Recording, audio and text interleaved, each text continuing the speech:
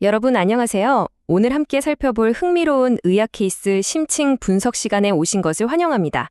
자, 지체할 것 없이 바로 본론으로 들어가 볼까요? 오늘 우리는 겉보기엔 아주 일상적인 증상처럼 보였지만 사실 그 이면에 숨겨져 있던 꽤 드물고 복잡한 종양학 사례를 하나 파헤쳐 보려고 합니다. 한 젊은 남성의 안타까운 투병기를 다루고 있는데요. 비록 결말은 비극적이지만 이 사례가 의학계에 남겨준 객관적인 단서들은 앞으로 수많은 생명을 구하는데 절대적으로 중요한 열쇠가 될 수 있습니다. 살면서 원인 모르게 배가 아팠던 적 다들 한 번쯤은 있으시죠? 우리는 보통 가벼운 장염이겠거니 하거나 소화불량인가 보다 하고 넘기잖아요. 그런데 말입니다. 만약 그 평범해 보이기 짝이 없는 증상이 사실은 엄청나게 복잡한 생물학적 퍼즐에 입고 있다면 어떨까요? 오늘 우리가 살펴볼 40대 초반 환자분의 이야기가 딱 그렇습니다. 누구나 한 번쯤 갈 법한 흔한 증상으로 응급실을 찾은 것에서 시작해 현대의학의 한계를 시험하는 아주 복잡한 여정으로 이어지게 되죠. 자, 첫 번째 파트, 기만적인 복통입니다. 타임라인을 따라서 상황이 어떻게 전개되는지 먼저 환자의 첫 응급실 방문부터 짚어보겠습니다. 여기서 우리가 주목해야 할 가장 기가 막힌 포인트는 바로 암의 완벽한 위장술입니다. 화면에 띄워드린 이 CT 사진을 한번 보시죠. 장벽이 뚜렷하게 두꺼워져 있는 게 보이실 겁니다. 사실 이 환자분은 지난 4년 동안 대략 1년에서 1년 반 간격으로 심한 복통이랑 설사를 동반한 개실염을 계속 알아오셨어요. 항생제만 먹으면 또 씻은 듯이 낫는 패턴이 반복됐죠. 그러니 의료진 입장에서도 이 CT 결과를 보고 또 만성 개실염이 재발했구나라고 생각할 수밖에 없었던 겁니다. 이게 바로 치명적인 악성 종양을 완전히 가려버린 완벽한 속임수였던 거죠. 그런데 말이죠. 이번에는 항생제가 전혀 듣질 않았습니다. 이 40대 환자분은 단기간에 살이 무려 9kg이나 쫙 빠졌고요. 2달 내내 복통에 가라앉기는커녕 계속 악화됐습니다. 게다가 피검사를 해보니까 헤모글로빈 수치가 12.5까지 떨어져 있는, 즉 빈혈소견까지 나타난 거예요. 이런 임상적인 경고등이 여기저기서 막 켜지니까 결국 3주 뒤에 의사들이 대장 내시경을 해보자고 결정을 내리게 됩니다. 그리고 이 내시경 검사 하나가 모든 이야기의 흐름을 완전히 뒤집어 놓습니다. 두 번째 파트, 희귀한 이중 발견입니다. 증상 이야기는 여기까지 하고 대장 내시경과 이어진 수술실에서 도대체 의사들이 뭘 마주했길래 충격을 받았는지 살펴보죠. 이 상황이 얼마나 특수한 건지는 통계만 봐도 딱 견적이 나옵니다. 전체 대장암 환자 중에서 이른바 동시성 대장암이 차지하는 비율이 고작 2에서 4%밖에 안 되거든요. 동시성 대장암이 뭐냐면 처음 종양이 발견된 후 6개월 안에 또 다른 원발성 종양이 추가로 튀어나오는 걸 말해요. 그러니까 97%의 압도적인 다수는 종양이 딱 하나만 생기는데 이 환자분은 그 극소수인 3%에 속하는 엄청나게 희귀한 케이스였던 겁니다. 실제로 수술실에서 확인된 장의 상태는 참혹했습니다. 말 그대로 두 개의 완전히 독립된 악적이 도사리고 있었거든요. 하나는 S결장에 자리 잡은 4.2cm 크기의 치명성 선암이었고 다른 하나는 직장에 있는 2.2cm 크기의 종양이었습니다. 더 심각했던 건 육안으로 보일 만큼 장에 구멍이 뚫린 천공이 동반된 2기 A 질환이었다는 사실이에요. 병변이 예상했던 것보다 훨씬 더 넓고 깊게 퍼져 있었습니다. 세 번째 파트, 종양 유전학의 해독입니다.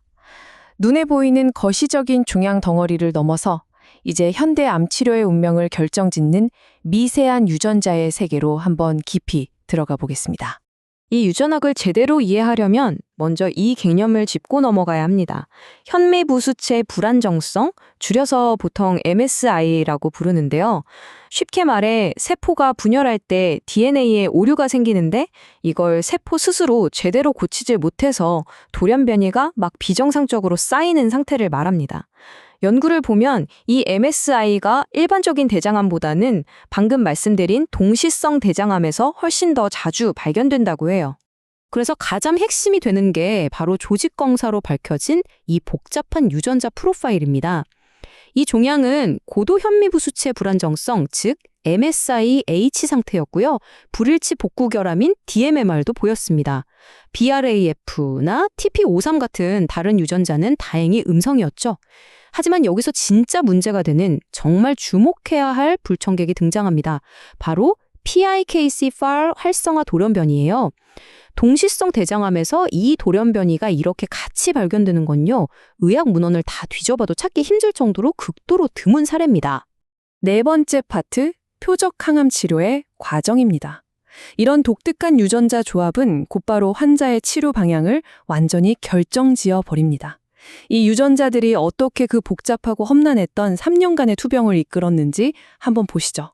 치료 과정은 그야말로 산 넘어 산이었습니다. 수술하고 나서 국소 재발을 막겠다고 방사선 치료를 했는데 야속하게도 암이 장요근 쪽으로 전이가 돼버렸어요. 그래서 폴폭스 화학요법에다가 베바시주맙이라는 표적 항암제를 썼지만 환자분 귀에 이명이 너무 심하게 와서 약을 끊어야만 했습니다. 다음 카드로 펜브롤리주맙이라는 면역 항암제를 꺼내 들었는데 이번엔 알코올성 간경변증이 발목을 잡았죠. 결국 마지막 지푸라기라도 잡는 심정으로 폴폭스에 파니투무맙을 섞어 투여했지만 환자분의 체력이 더 이상 버텨주지 못했습니다. 자, 여기서 우리는 이 케이스의 가장 뼈아픈 의학적 딜레마, 이른바 치료의 역설을 마주하게 됩니다. 종양이 MSI-H 상태라는 건요, 면역 항암제 입장에선 공격하기 딱 좋은 아킬레스건을 내어준 셈입니다. 펜브롤리주맙 같은 약이 엄청 잘 들을 수 있는 조건이죠. 그런데 동시에 아까 말씀드린 그 PIK3CA 돌연변이가 파니투무맙 같은 표적 치료제의 공격을 다 튕겨내는 강력한 방패 역할을 해버린 겁니다.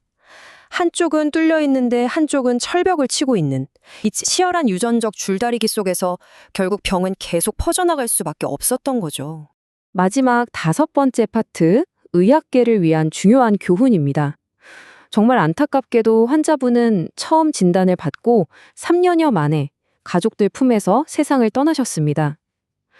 이제 시야를 조금 넓혀서 이 슬픈 사례가 의료계 전체에 어떤 묵직한 메시지를 던지고 있는지 짚어보겠습니다.